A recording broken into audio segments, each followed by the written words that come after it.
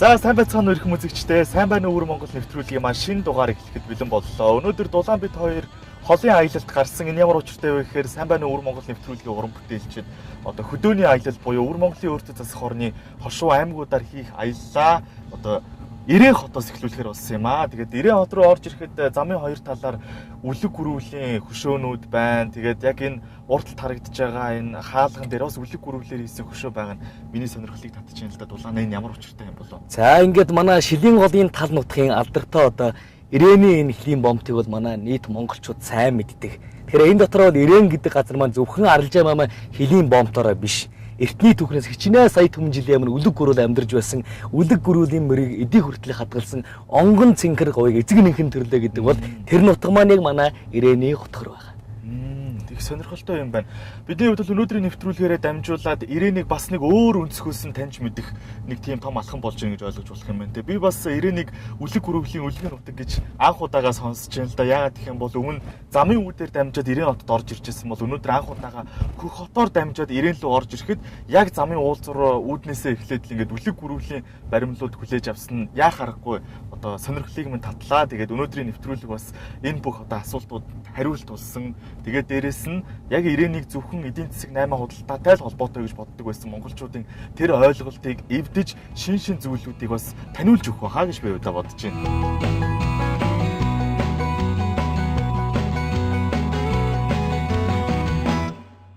Манай гаригийн умар дөрвөргийн 42 градус 55-аас 43 градус 53, зүүн уртрагийн 111 градус 17-оос 112 градус 25-д Монгол улсын замын үд хотоос 9 км зайд байрладаг Ирээн хот нь монголчуудын алдар мандсан Юан гүрний үеэс их говийн өмнөх чухал өртөө, тэртээ цардын галвын авраг гүрвлийн үлгийн нутаг байсан. Дунд цэрүүн бүсийн их газрын хуурай уур амьсгалтай Ирээн хотод 2010 оны хүн амын тооллогоор 74179 иргэн амьдарч байгаа тоон мэдээ гарчээ. Говийн зэрэглэлийн дунд бүртэлцэн харагдах давсан нуурандаа нутгийн малчид Ирээн гэдэг баялаг сайхан нэрийг хайрласнаас дуурсах нэрээ өөрөө олох гэж хоёр орны аж ахуй, эдийн засаг, соёлын харилцааны солонгон гүүр болсон юм. Бид хамгийн түрүүнд хилээндээ салхаж байгаа Монгол улсын зорчигчдтай уулзахаар Ирээний хөлийн бомтыг зорж ирлээ. Эдүгээс 22 жилийн өмнө буюу 1992 онд Ирээн хот одоо гадаад улсад нээлттэй гэдгийг аль бие ёсоор зарлаад дан ялангуяа Монгол улстай одоо харилцаагаа улам бүр өргөжүүлснээр энэ их хөгжил, энэ их бүтээн байгуулалт хоёр улсын одоо хүн ардын хооронд харилцаа наймаа ихэлсэн түүхтэй байдаг юм а.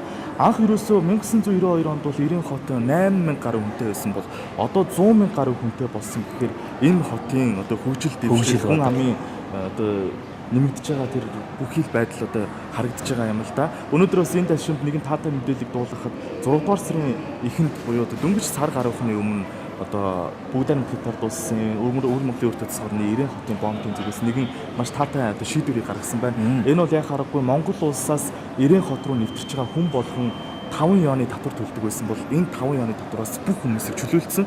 Үндсэндээ бол жилдээ 12 сая юаныг одоо зөвхөн тэр 5 юаны татвараас олж авдаг байсан бол одоо өнөөдөр тэр байдал үгүй болоод ерөөсө хоорондоо ямар ч үн төлбөргүй одоо зорчдог одоо орж гардаг ийм сайхан нээлттэй харилцаа бий болдог. Тий, тэгэлгүй яг харин 2014 онд одоо хөхмөрн жил саяхан анхаагийн одоо 6 сарын эхний он жилүүдийн ярихаас бол 6 сарын 5-нд бол Ирээн хотыг бүхийдээ одоо Дундад улсын умард хилийн одоо нээлттэй 13 хотын доторх бол хамгийн том хотоор бүтээн байгуулж байгаа. Түгээрч барахгүй одоо сая бит эдгээр өгөөдөө яриа зогсч одоо манай Монгол улсын иргэдүүд Ирээний хөлийн бомтоор паспортаа шалгуулад эх орондоо босч байна. Тэгээд энийг харахаар манай анхаагчсан босч явыг санаж байгаа. Гэхдээ анхаа маань өвөр Монгол орны сайхан танилцуулж нийт Монгол улсын үзэгчтэй сайхан ойлгуулна гэдгээсээр бат зогсож байгаа шүү энэ дээрээ.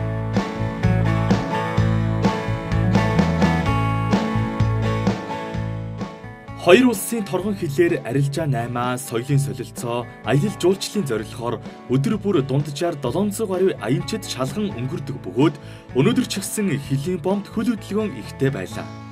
2002 оны 9 дугаар сарын 28-ны өдөр 3619 м2 талбайтай засмал замын их хуурай бомт нэгдснээр жилд 1 сая тонны бараа таваар зөөвөрлөх болж зорчигчдын ажил аялал хөнгөвчлөгдсөн байдаг. Бомтын дотор орчин нөхцөл тоглог үйлчилгээ сайн байхаас гадна автомат ундааны машин зэргийг байршуулж өгсөн нь надад их таалагдсан юм а. Бүгд найрамд хятад улс Монгол улсын хооронд маш олон жил дипломат харилцаа тогтоож та тэр дундаа дан ялангуяа энэ 90 хотын бомбтоор дамжиж одоо маш олон хүмүүс өөрсдийнхөө айж ахуйн амьдралаа өргөжүүлж арилжаа наймаа хийдэг болсон. Тэгээд өнөөдрөөс энд одоо хурч ирсэн их оронлогоо гаргаж байгаа хүмүүстэйгээ уулзъя. Сайн байна уу та? Сайн байна. За тантай танилцъя. Намайг Ламаа гэдэг. 90 хот ер нь хөгжил дэвшлэл нь ер нь таны нүдэнд хэрхэн бууж байна. Одоо олон удаа орж гарсан юм чинь орж ирэх тоолонд л ямар нэгэн зүйл нь өөрчлөгдсөн, дэвшсэн ч байдаг юм уу, тийм зүйлүүд ажиглагддаг байх л та. Ер нь бол нэрээ жилээс жилд их хөгжөөд байна л да. Энэ бол ерөөсөө бидний хараад жар нүдэн дээр илт бол хувьсэл дэвшил гарч байна. 91 хөгжил бол маш хурдтай хөгжиж байгаа шүү дээ. Ер нь 15 жилийн өмнө бол 90 хот одоо тэр зах зээлд бараг ороогүй шахам бүр их ярих юм бол бараг Монголоос л доор талдаа байсан шүү дээ. Улсын хил дагаж улс хөгждөг гэдэг л дээ. Тэгээд ерөнхийдөө яг 90 хоттой замын үед дан ялангуяа хил одоо хамтдаа ингэж оршсноор ер нь хөгжил мэдэгдэж байна уу? Яаж вэ? Мэдэгдэж байгаа гэж боддог шүү дээ. Би нэгэнт Кили хот юм чинь одоо манаагч гэсэн зам мэдэж гэсэн 91 дагаад хөгжиж байгаа гэж боддгоо. 90 дээр бол их хурдтай хөгжиж байгаа дүр зураг байнга харагдаж байгаа. Ялангуяа сүүлийн 5 жилийн дотор бол 90 бол маш огцом их сайн хөгжсөн байна. Сүүлийн 5 жилийн дотор би нэлээд явлаа. Онгоцны буудлаас ахуулаад том бүтээн байгуулалтууд их явагдсан байна. Дэд үтсийн хөгжлүүд их явагдсан юм байна. Орон сууцж байгаа маань их олон орон сууц баригдаж байгаа юм байна. Зам харгуй их сайхан болж байгаа юм байна. Дэд үтсэс ялангуяа тээвэр их сайн хөгжсөн байна. Дээр нь энэ хил гайлын үйлчлэгээний соёл, хил гайлын үйлчлэгээний хүндрэл энэ бол чирэгдэл энэ их бага болсон байна. Их хөнгөн шуурхай болсон байна. Өвөр Монгол хүүхдүүдээс сурдаг болохоорс өвөр Монгол хүүхдүүдээс жоохон тийм ихч талдаа надаас жоохон хүүхдүүд байдаг болохоор гайгүй байдаг. Сурахад ер нь бол боломжтой. Тэгээд ер нь бол олон найзууд нөхөдтэй, гой багш нартай. Тэгээд ер нь бол сурахад гоё доо. 90-тэй хилийн бомбтой залгаа болсноор манай монголчууд ер нь давуу тал үүссэн болов та ер нь хувьдаа юу гэж бодож байна? Тэр бол зайлшгүй байгаа шүү дээ. Ягаад гэвэл манай нийт эдийн засгийн маань 90% нь хятадаас орж байгаа учраас энэ урсгал чинь мэдээж аль талдаа өгөөж зайлшгүй өгж байгаа шүү дээ. Хэдийгээр манайхаас орж байгаа урсгал хятадын нийт эдийн засгт өгж байгаа хэмжээнд хувь хэмжээнд бага байгаа боловч манад орж байгаа хэмжээ бол их шүү дээ хятадын талаас орж байгаа. Тийм болохоор аль алиндаа л уялдаатай, аль алиндаа шүтэлцээтэй л ийм л хамааралтай эдийн засаг шүү дээ.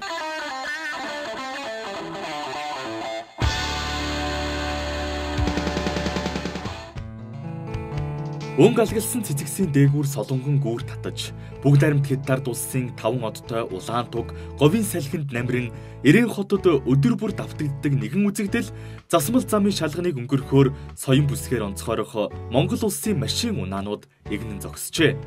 Энэ дунд хоёр орныг холбон аялаж байгаа Францын аянчид бидний анхаарлыг ихэд татсан юм а. Нийт Монгол үзэгчид маань сайн сайхныг хүсье гэж хэлж байгаа маань. Ингээд нийт Монгол үзэгчдээ сайн сайхан сэтгэлийн хариуд бас манай Монгол орн нутгаар аялаж байгаа. Өвөр Монгол орноор бас манай Монгол улсаар аялаж байгаа. Одоо Францын аялагчид гэр бүлийн аялан тойрж байгаа хүмүүс байна шүү дээ. Эдгээр хүмүүстэй ингээд манай Монгол нутгаар сайхан аялаарай гэсэн зүгт үлдээе. Have a good time in Mongolia and Inner Mongolia. Thank you very much. Okay. Thank you. Okay. I hope to see you again. Thank you. Thank you. Bye. За, аяны үзье сайхан аялаарай.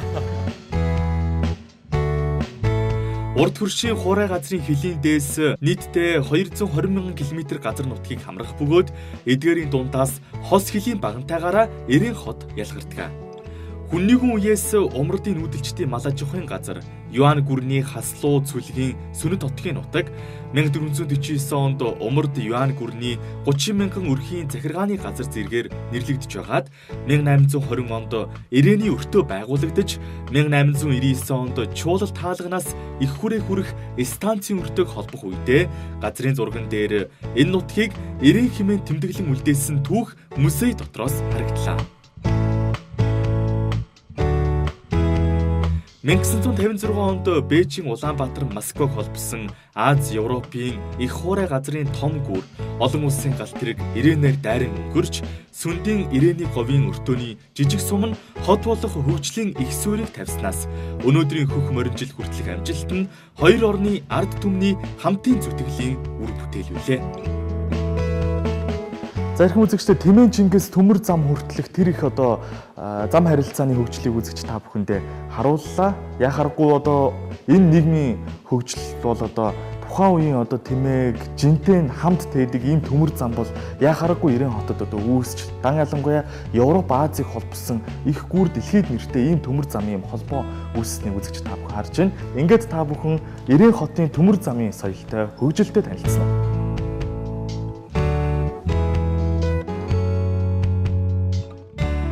Бээжингээс Москва хүрэх олон улсын аянчдын галт тэрэг нь 7 хоногт нэг удаа ирээний бомбтоор өнгөрдгөөс гадна 6-аас 10 дугаар сард хөл хөдөлгөөн ихтэй байдгаас үүдэн нэг ээлж нэмдэг байжээ.